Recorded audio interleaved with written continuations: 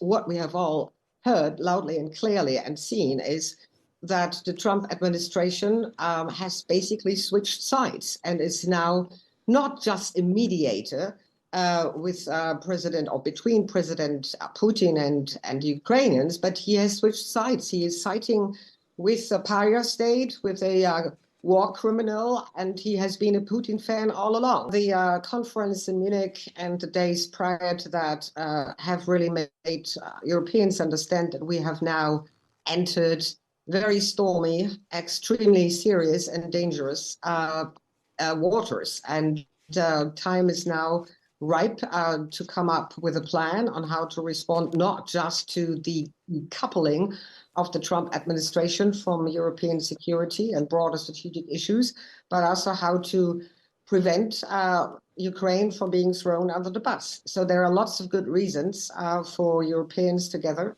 and to come up, as you said, I mean, hopefully with some tangible results. I want to come to Ukraine in just a moment, but in your view, is the message have been received loud and clear that the EU, or European countries, let's not confuse the European Union with European countries, cannot rely on the US for territorial protection? Is that what you're taking away from the last few days?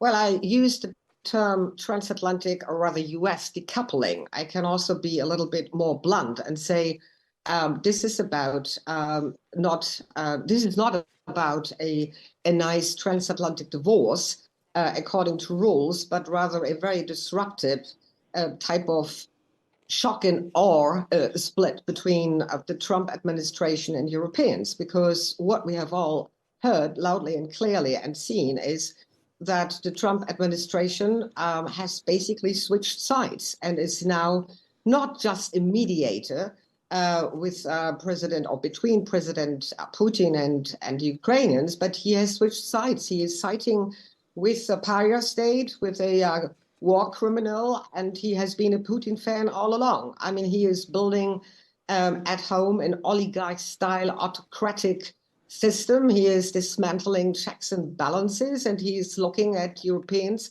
not just as allies, but rather as, colonies or servants? I don't know. So what I take away from all this is that we can certainly no longer rely on the transatlantic relationship as we have come to know it for the past 75 years, and we have to create something new. Are you saying that you no longer view the US as an ally? Yes. I mean, I'm not sure about how you go about it, but I would certainly have strong doubts to see President Trump living up to an Article 5 type of commitment if Russia were, for instance, were to attack the Baltic states or anyone else. I mean, I wouldn't give a damn for that. I wouldn't trust that for a minute, especially because of the reasons that I just outlined. I fully understand that governmental leaders will not put a sign on the NATO headquarters front gate and say shop closed, because clearly we would need to rely, at least for an unforeseeable future, on the NATO command structure and on the apparatus, and clearly also on some type of nuclear deterrence.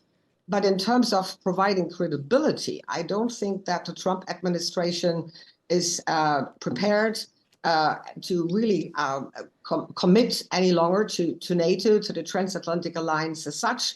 And President Trump has made clear on a number of occasions that he couldn't care less for Ukraine, and he couldn't care really less for European security. Other than that, he would have acted differently. Let's move on to Ukraine. We know that in the next few days, representatives from the US will meet representatives from Russia and Saudi Arabia to hammer out the initial steps for a peace deal between Russia and Ukraine. We know Ukraine and Europe are not going to be at that table. Do you think that this peace deal has any chance of success if Europe and Ukraine are not at the initial talks? For starters, Alexis, I don't believe for a minute that President Putin has any genuine interest in peace.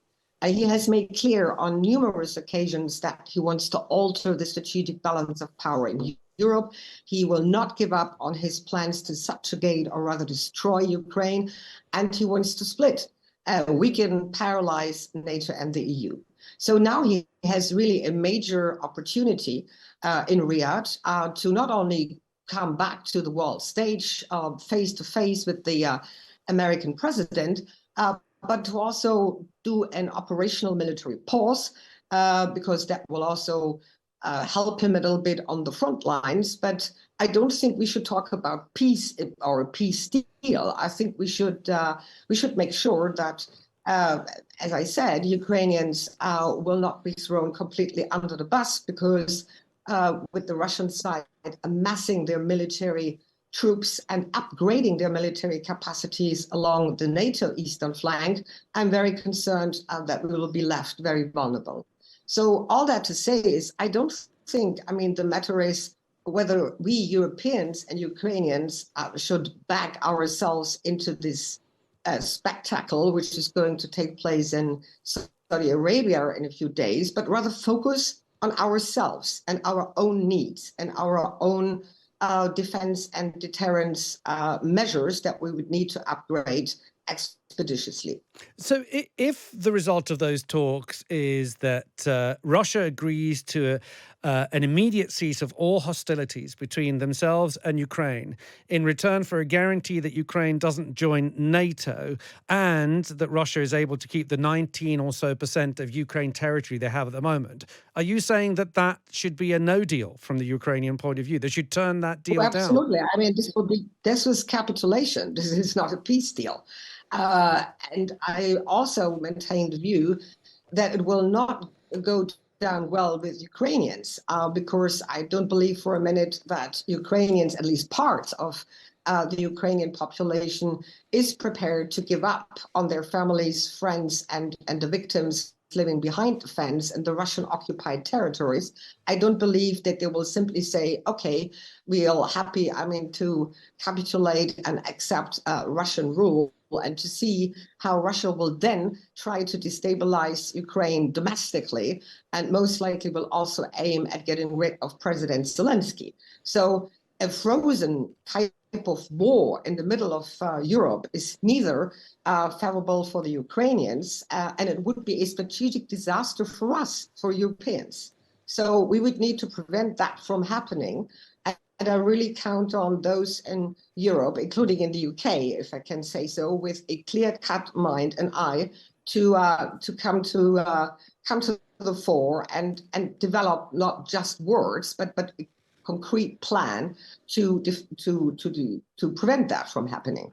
So, Stefanie, do you believe, or are you confident that without American support, the European states that have committed to Ukraine would be able to guarantee Ukrainian sovereignty? If there is no deal, do you think that without that American support, Ukraine can carry on fighting Russia?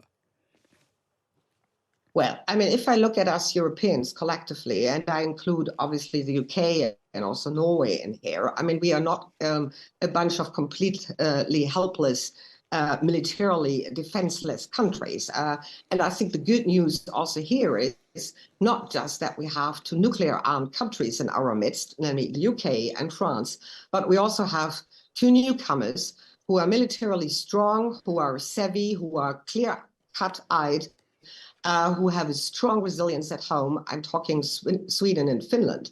We will not have everybody on board, but I think the meeting to take place tomorrow in Paris will probably also put one question on the table, namely, who will be part of the party? And countries like Hungary, Slovakia, probably Italy, and a few others, they will, I guess, they will most likely say, no, I'd rather stick, to the Trump administration and see what will be the outcome. But a core group, and I also include explicitly Canada here, a core group of Europeans, we are not completely helpless. And if we do the right steps in upgrading our deterrence and defense, if we seek out new partnerships with like-minded democracies, we can make the case convincingly to ourselves and to our populations After all, this is our continent, and it's about our security, our joint security. And we assume that the responsibility, we have a good chance to prevail.